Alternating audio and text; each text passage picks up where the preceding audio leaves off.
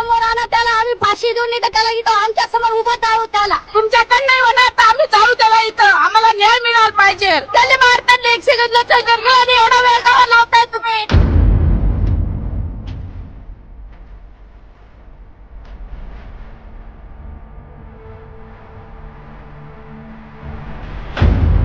आपल्या प्रत्येकाची तळपायाची आग मस्तकाला भिडलेली आहे आणि म्हणून इतक्या गांभीर्याने माननीय मुख्यमंत्री महोदय, माननीय उपमुख्यमंत्री महोदयांनी संपूर्ण महाराष्ट्राने या घटनेची दखल घेतली गेलेली असताना मला मालेगावकरांच्या निदर्शनास आणून द्यायचं आहे.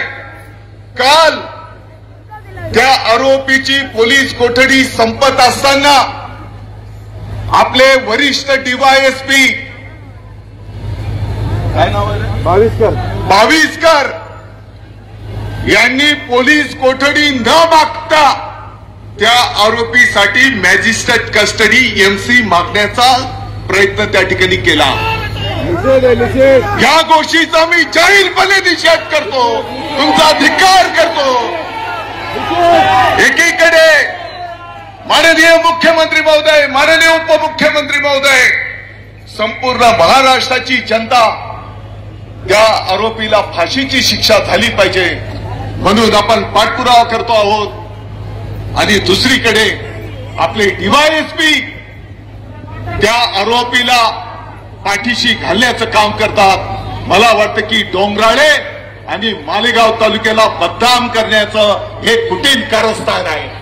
आणि म्हणून ज्या डीवायएसपीने हे कृत्य केलेलं आहे, कारण ही केस जेव्हा कोर्टात चालेल तेवढे पुरावे,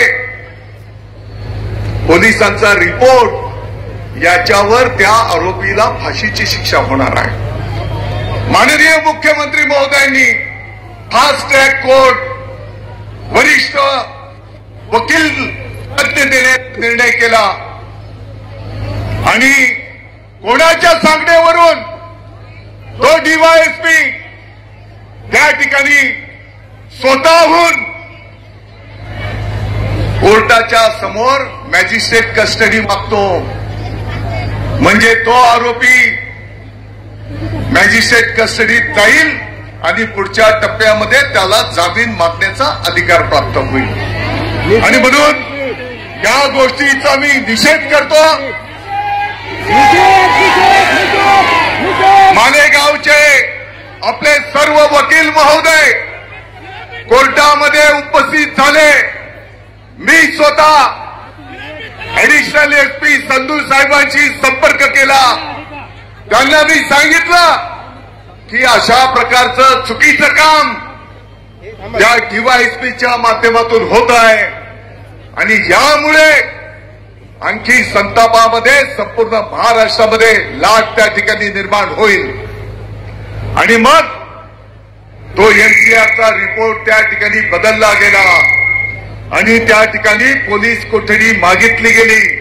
मी सर्व वकील महोदयांचा आभार व्यक्त करतो, माननीय न्यायदेवतेचा आभार व्यक्त करतो की त्यांनी 8 दिवस त्या नराधमाला पोलीस कोठडी दिलेली आहे.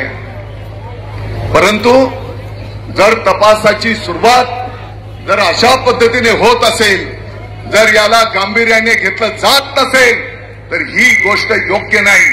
आणि म्हणून येणाऱ्या 2 दिवसामध्ये आजच मी माननीय मुख्यमंत्री महोदयांना त्या डीवायएसपी बाविस्करकडनं हा पदभार काढून घेतला जावा आणि त्याची बदली आपल्या या तालुक्यातून करण्यात यावी आणि वरिष्ठ आयपीएस अधिकाऱ्याकडे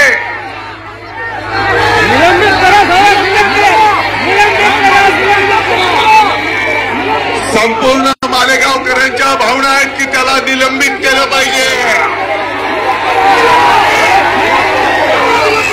हे डोंगराळे आणि महाराष्ट्र शासनाला बदनाम करण्याचं षडयंत्र आहे आणि म्हणून हे बिलकुल सहन करून घेतलं जाणार नाही. या अधिकाऱ्याला निलंबित केलं पाहिजे अशा प्रकारची मागणी आणि माननीय मुख्यमंत्री महोदय यांच्याकडे त्या ठिकाणी निश्चितपणे करू, हे पण मी या निमित्ताने आपल्या सर्वांना सांगू इच्छितो. आणि म्हणून त्या बालिकेला न्याय मिळाला पाहिजे. त्या पुढच्या काळामध्ये कोणत्याही नराधमाची हिंमत होता कामा नये. आपल्या परिसरातील बातम्या आणि जाहिरातीसाठी संपर्क करा. वसीम शेख, मुख्य संपादक, 8149797961. बातम्या आवडल्यास लाईक करा, कमेंट करा, शेअर करा, सबस्क्राईब करायला विसरू नका.